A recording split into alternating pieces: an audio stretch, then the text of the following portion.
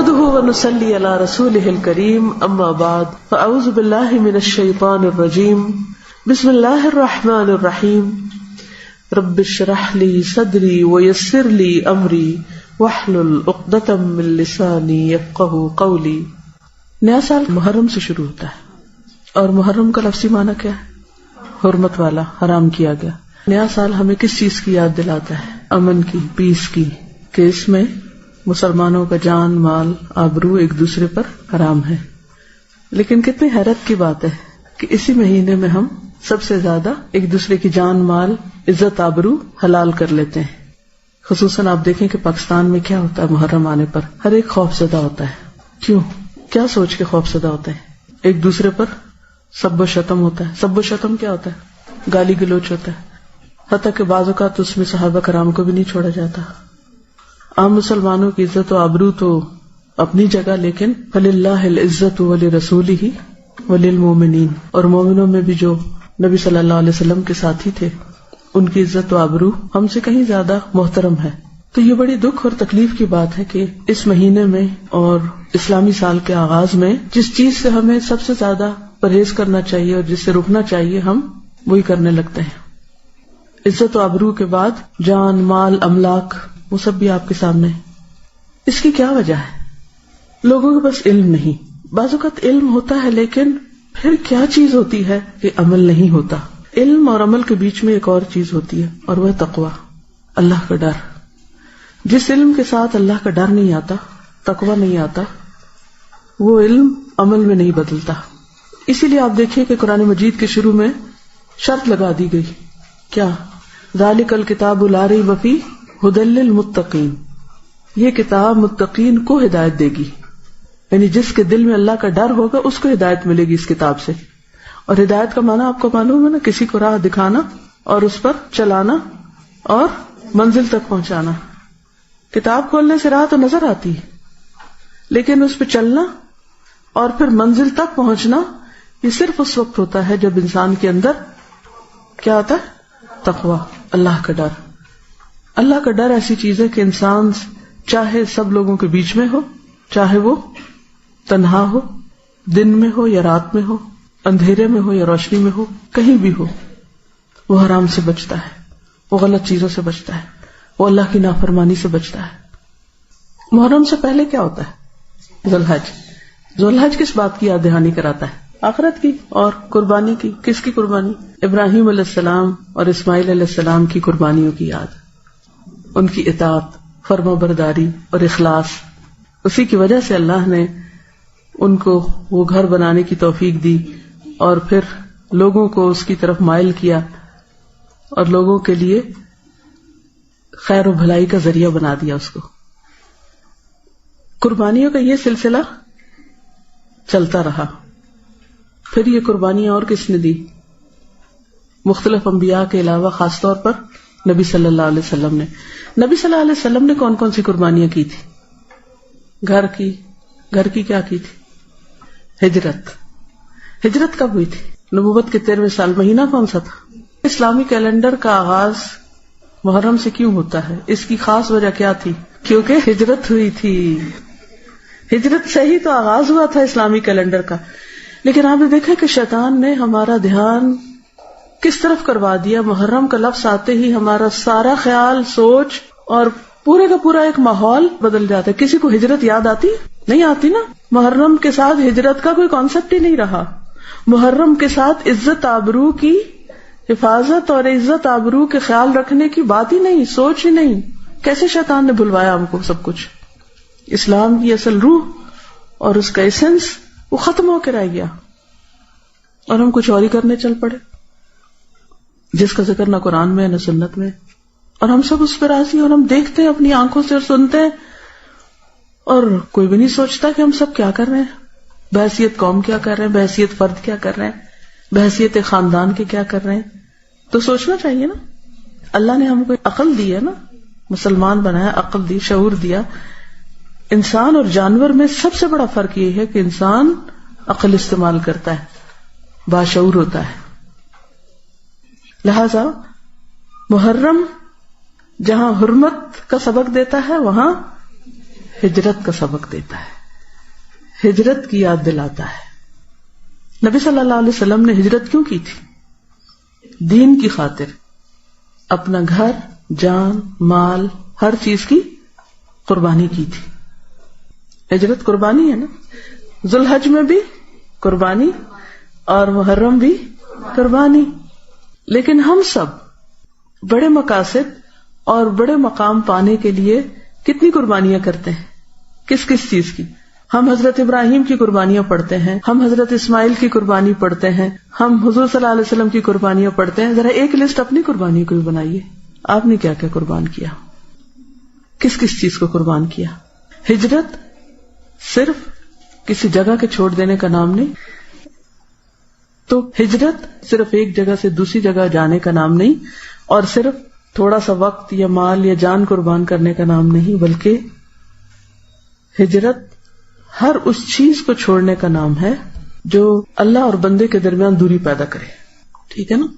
اب آپ خود دیکھیے وہ کون سی چیزیں ہیں جو آپ اور آپ کے رب کے بیچ میں، رب کی یاد میں، اس کے ذکر میں رکاوٹ پیدا کرتی ہیں۔ صبح سے آغاز کیجئے، نیند، ہم سے کب پیار ہے، نیند تمہیں پیاری ہے، کس قدر گراں تم پہ صبح کی بیداری ہے۔ تو نیند کو قربان کرنا، نیند کو چھوڑنا، تاکہ ہم وقت کے اندر نماز پڑھ سکیں، اور اس کی ذمہ داری خود لینا، یہ نہیں کہ ہم دوسروں پہ ڈال دیں، آپ ہمیں جگا دیں۔ گھروں میں مائیں بیچاری ہلکان ہوتی رہتی ہیں، ایک دفعہ، دو دفعہ، تین دفعہ دروازے ناک ہو رہے ہیں، ہلا رہے ہیں، جگا رہے ہیں۔ کیا واقعی ابھی تک ہم بچے ہیں کہ کوئی ہم کو جگائے؟ ہمیں اپنی ذمہ داری اب خود نہیں لینی چاہیے؟ لینی چاہیے نا، خود جاگنا چاہیے نا۔ یا ہمارے پاس کوئی جواز ہے نہ جاگنے کا؟ نہیں ہے نا، کوئی بھی نہیں ہے۔ کوئی یہ نہیں کہہ سکتا میرے پاس الارم کلاک نہیں۔ پہلے تو لوگوں کے پاس کوئی ایسی گھڑیاں نہیں ہوتی تھی، وہ کیسے جاگتے تھے؟ ایمان کے بل پہ جاگتے تھے نا۔ اگر آپ کے اندر اللہ کا ڈر ہے اور اللہ کا ذکر کر کے آپ سوتے ہیں، بلیو می، آپ کتنے بھی تھکے ہوئے، اگر آپ اللہ تعالیٰ سے رات دعا کر کے سوئیں کہ اللہ تعالیٰ مجھے اتنے بجے جگا دے، لازماً آپ جاگ جائیں گے۔ آپ کی نیت اور ارادہ ہونا چاہیے۔ اگر آپ کی صبح کی نماز لیٹ ہوتی ہے یا قضا ہوتی ہے تو اس کا مطلب یہ ہے کہ آپ قربانی کرنا نہیں جانتے، اصل ہجرت نہیں کی ابھی تک آپ نے۔ تو ہمیں یہ دیکھنا ہے کہ کہاں کہاں ہمیں دین پر عمل کرنے میں مشکل پیش آ رہی ہے۔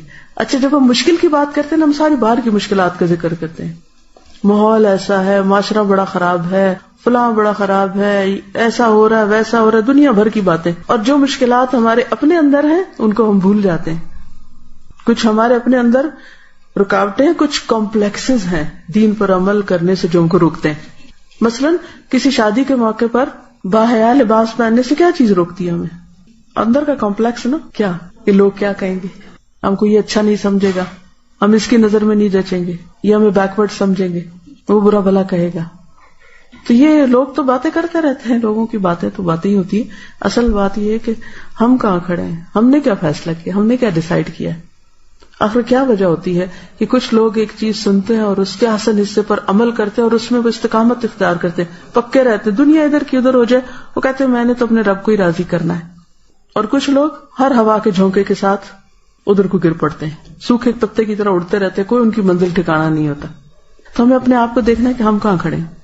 بعض اوقات ہمیں شیطان دھوکہ دیتا ہے، تم نے تو اب حجاب بھی کر لیا ہے اور تم تو اب نماز بھی 5 وقت پڑھنے لگ گئی ہو، اب تو تم بڑی نیک ہو گئی ہو۔ کسی کا قول ہے کہ بعض لوگ گناہ کر کے جنت میں داخل ہوں گے اور بعض نیکی کر کے جہنم میں۔ بظاہر دیکھنے میں تو بڑی الٹی سی بات لگتی ہے نا۔ عام قاعدہ کیا ہے کہ جو نیکی کرے گا وہ جنت میں جائے گا اور جو برا کرے گا وہ جہنم میں جائے گا۔ لیکن کسی نے کہا کہ نہیں، بعض نیکی کرنے والے جہنم میں جائیں گے اور بدی کرنے والے جنت میں۔ کیسے؟ اس کی وضاحت ابن القیم الجوزیہ نے کی ہے۔ وہ کہتے ہیں کہ بعض انسان ایسے ہوتے ہیں باشعور کہ اگر ان سے کوئی غلط کام ہو جائے، کوئی کوتاہی ہو جائے، کوئی برائی ہو جائے، وہ اتنے پشیمان ہوتے ہیں، اتنے نادم ہوتے ہیں، ان کو بار بار اپنے گناہ کا احساس ہوتا ہے اور وہ توبہ ہی کرتے رہتے ہیں۔ ان کی یہ توبہ ان کو جنت میں لے جاتی ہے، کیونکہ ان اللہ یحب التوابین، اللہ توبہ کرنے والوں سے محبت کرتا ہے۔ اور تواب فعال کے وزن پر کیا ہے؟ بہت زیادہ توبہ کرنے والے، کہ جو روتے ہیں کہ یا اللہ ہم سے غلطی ہو گئی، اور اس کے لیے پہلی شرط کیا کہ انسان مان جائے کہ مجھ سے غلطی ہوئی. اور یہ ماننا ہی بڑا مشکل کام ہے کہ کوئی کہے کہ ہاں مجھ سے غلطی ہوئی. اکثر آپ نے دیکھو کہ لوگ مانتے ہی نہیں، جھوٹ بول جاتے ہیں یا دوسروں پہ ڈال دیتے ہیں یا تعویل کر لیتے ہیں. غلطی نہیں مانتے تو توبہ کیسے ہوگی اگر غلطی مانی نہیں؟ یہ بھی کمپلیکس ہے نا اندر کا. اگر انسان فیصلہ کر لے کہ ہاں میں کمزور انسان ہوں، میں کون سا فرشتہ ہوں، مجھ سے تو غلطی ہوگی، ہر ایک سے ہوتی ہے، مجھ سے بھی ہوگی. تو لا الہ الا انت سبحانک، پاک تو صرف تو ہے، انی کنت من الظالمین، میں تو ہوئی خطا کار. تو پھر کیا ہوتا ہے؟ ایسا شخص اپنی ندامت کی وجہ سے، شرمندگی کی وجہ سے، غلطیوں پر رونے کی وجہ سے جنت میں پہنچ جاتا ہے. اچھا، اس کے برعکس دوسرا شخص جس کو اللہ کی توفیق سے کوئی نیکی کا موقع ملا، پھر اس نے کیا کیا؟ بڑا خوش فہمی میں مبتلا ہو گیا، میں تو اتنا نیک ہوں، حج کر کے آیا ہوں. یہ ان سب نے تو حج نہیں کیا. واہ کیا ہے، کیا شان ہے، میں نے حج کیا، میں نے صدقہ کیا، میں نے یہ کیا، میں نے وہ کیا، اور وہ اس خوش فہمی میں اپنے اندر بھرا رہے کہ میں بڑا نیک ہوں، اب تو میرے سارے گناہ معاف ہو گئے، اب تو کیا فکر کی بات ہے. یا میں نے کوئی بھی، جیسے روزہ، میں تو روزہ رکھتا ہوں، یہ سارے تو روزہ بھی نہیں رکھتے. انسان دوسروں کو حقیر سمجھنے لگے اور اپنے آپ کو بڑا نیک سمجھنے لگے. کسی کو نماز پڑھتا دیکھے تو کہا اس کی کیا نماز ہے، اس کو تو نماز ہی نہیں پڑھنی ہے، تو میں دیکھو کیسے خشوع خضوع سے پڑھتا ہوں.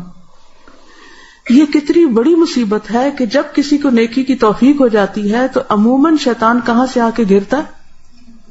کہاں سے گرتا ہے؟ خوش فہمی میں مبتلا کر دیتا ہے، تم بڑے نیک ہو گئے ہو. وہ بار بار خیال ڈالتا ہے کہ تم بڑے اچھے ہو، اور باقی سب. اور چلو اگر یہ نہ بھی خیال ڈالے، یہ خیال ڈالنا ضرور شروع کر دیتا ہے کہ باقی سارے بڑے خراب ہیں. لوگوں کو انسان حقیر سمجھنے لگتا ہے، اور یہاں سے تکبر آ جاتا ہے. اور جس کے دل میں رائی کے دانے برابر تکبر ہو، جنت میں نہیں جائے گا. کتنی خطرناک بات ہے. پھر کیا کرنا چاہیے؟ ہمیشہ اپنی غلطیوں پہ نظر رہے اور دوسروں کی اچھائیوں پہ نظر رہے کہ اس کے اندر یہ کتنی اچھی خوبی ہے.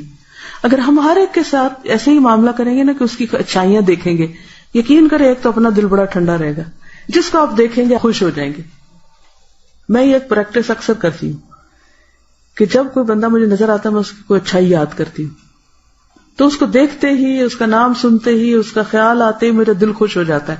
یہ شخص بہت اچھا ہے، یہ بھی اچھا ہے، یہ بھی اچھا ہے، یہ بھی اچھا ہے. اچھا، اس سے کیا ہوتا ہے؟ میں خوش رہتی ہوں.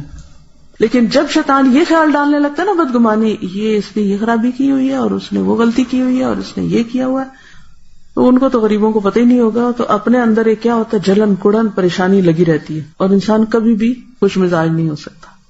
یاد رکھیے کہ جب ہم دوسروں کی اچھائیوں پہ نظر رکھتے ہیں تو پھر اس وقت ہمیں کیا ہوتا ہے، اپنی غلطیاں بہت نظر آتی ہیں. اور جب اپنی غلطیاں نظر آتی ہے تو پھر پشیمانی اور ندامت ہوتی. جب پشیمانی ندامت ہوتی ہے تو استغفار کثرت سے ہوتی، خود ہی ہونے لگتی. بعض اوقات ہم ایک عمل عرصے تک کرتے رہتے ہیں اور پھر بھول جاتے ہیں. اسی لیے جو کامیابی کی 4 خصوصیات بتائی گئی نا، ان میں وتواصوا بالحق وتواصوا بالصبر. ہم سب بھولنے والے، ہم سب کو یاد دہانی چاہیے تھی. کوئی عالم ہو، جاہل ہو، بڑا ہو، چھوٹا ہو، مرد ہو، عورت ہو، جوان ہو، بوڑھا ہو، سب کو یاد دہانی چاہیے. ہر ایک کو چاہیے، مجھے چاہیے، آپ کو چاہیے. تو اس لیے بہت ضروری ہے کہ ہم علم کی مجلسوں کے ساتھ ہر قیمت پہ جڑے رہیں، یا سیکھنے والے بن جائیں یا سکھانے والے بن جائیں. یہ نہیں کہ یہ سال آپ نے قرآن کے ساتھ گزارا ہے اور اس کے بعد آپ سب کچھ بند کر کے سب بھلا دیں، یہ نہ ہو. تو ہم سب کو محرم میں کیا کرنا ہے؟ ہجرت کرنی ہے. ٹھیک ہے؟ کس چیز سے؟ نفس کی پرستش سے نکل کر اللہ کی اطاعت کی طرف ہجرت، جھوٹ سے سچ کی طرف، تکبر سے عاجزی کی طرف، شکوے سے شکر کی طرف، سستی سے چستی کی طرف، مایوسی سے امید کی طرف، غیبت سے نصیحت کی طرف. کسی کے اندر خامی دیکھے تو اس کو نصیحت کر دیں، اس کو بتا دے کہ ایسا نہ کیا کرو. گناہوں سے نیکیوں کی طرف، ناراضگیوں سے درگزر کی طرف، لوگوں کے ڈر سے اللہ کے ڈر کی طرف. تو ہم اپنے اس سال کے گول اور ٹارگٹ مقرر کر لیتے ہیں کہ میں کیا کروں گی، اپنے وقت کا صحیح استعمال کروں گی. بچوں کو بٹھا کر صحابہ کرام کی اچھی باتیں اور اچھی چیزیں، سب سے پہلے تو یہ سبق سکھائیں کہ محرم کا مطلب کیا ہے، اور پھر ہمیں کس طرح دوسروں کی عزت احترام کرنا چاہیے، اور اللہ، رسول اور مومنین کی عزت کیا ہے، اور جن سے اللہ راضی ہو گیا ان کے بارے میں ہمیں کیا کرنا چاہیے. آپ دیکھیے، یہ جو حرمت ہوتی ہے نا کسی کی عزت، یہ ایسی چیز ہے کہ اگر ایک کی ٹوٹے نا تو لڑی ٹوٹ جاتی ہے، اب سب کی ٹوٹنے لگتی ہے. اگر صحابہ کرام کی عزت نہ کی ہم نے، کسی اور کی کوئی کرے گا، ماں باپ کی کوئی کرے گا، بہن بھائیوں کی کرے گا، استادوں کی کرے گا، بزرگوں کی کرے گا، بوڑھوں کی، کسی کی بھی پھر نہیں رہتی. ٹھیک ہے نا؟ تو اللہ تعالیٰ نے اسی لیے سارے مومنوں کی عزت جان مال ایک دوسرے پہ حرام کر دی کہ تمہارے پاس حق نہیں کہ کسی کے ساتھ ایسا سلوک کرو. تو انشاءاللہ اللہ سبحانہ وتعالی ہماری مدد کرے گا اگر ہم نے اللہ کے دین کی مدد کی. ان تنصروا اللہ ینصرکم ویثبت اقدامکم. اگر اللہ کو ہماری یہ ہجرت پسند آ گئی تو کیا ہوگا؟ رحمتوں کے دروازے کھل جائیں گے اور نیکیوں کی طرف اور رستے آسان ہو جائیں گے انشاءاللہ. اجازت.